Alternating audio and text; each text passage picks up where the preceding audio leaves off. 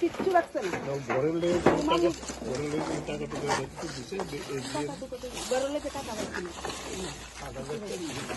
এমনি খাওয়ান খাওয়ান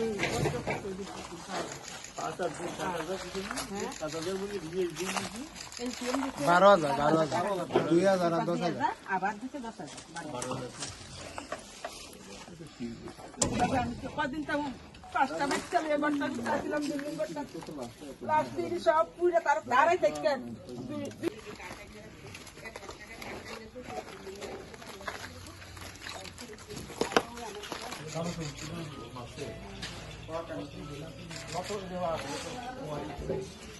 আল্লাহ করতেছে, জয় শ্রীরাম করতেছে, তখন আমরা ধান বাঁচানো নাকি ওই ঘরটা ঢুকছি।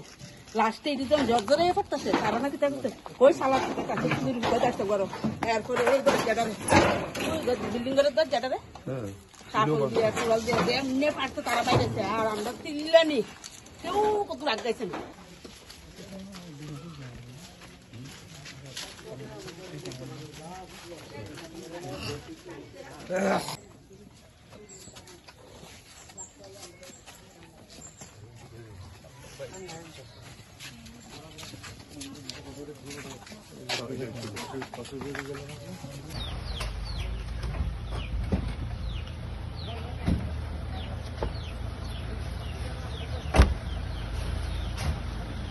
সেটা সেখানে জারি করেছি।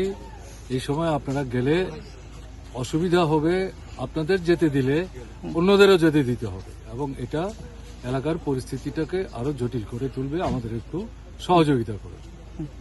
পুলিশ বলেছে পুলিশের সঙ্গে তো ঝগড়া করার ব্যাপার না।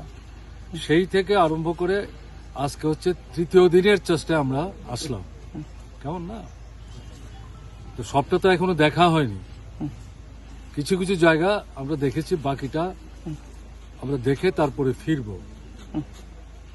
যাই আমরা দেখেছি, বাড়ির যারা মালিক, মহিলা পুরুষ নির্বিশেষে, তাদের কথা থেকে যেটা বোঝা যাচ্ছে এই আক্রমণ যা সংঘটিত হয়েছে এটা স্বতঃস্ফূর্ত না, পূর্ব পরিকল্পিত, এবং যারা এই দলবদ্ধভাবে এগিয়ে আসছিলেন তাদের হাতে দা, অন্যান্য অস্ত্রাদি এগুলো যেমন ছিল, আর স্লোগান দিচ্ছিল আপনার এই রামের নামে, জয় শ্রীরাম।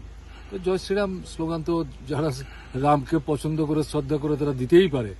তো রামের নামে স্লোগান দিয়ে এইভাবে আক্রমণ, এবং যা লক্ষ্য করছি তাতে মনে হচ্ছে বাছাই করে করে সম্ভবত লিস্টটি হাতে নিয়ে চিহ্নিত বাড়িঘরগুলোকে তারা আক্রমণের কেন্দ্রস্থল হিসাবে ঠিক করে নিয়েছে এবং প্রথমে ঢুকে লুটপাট করছে।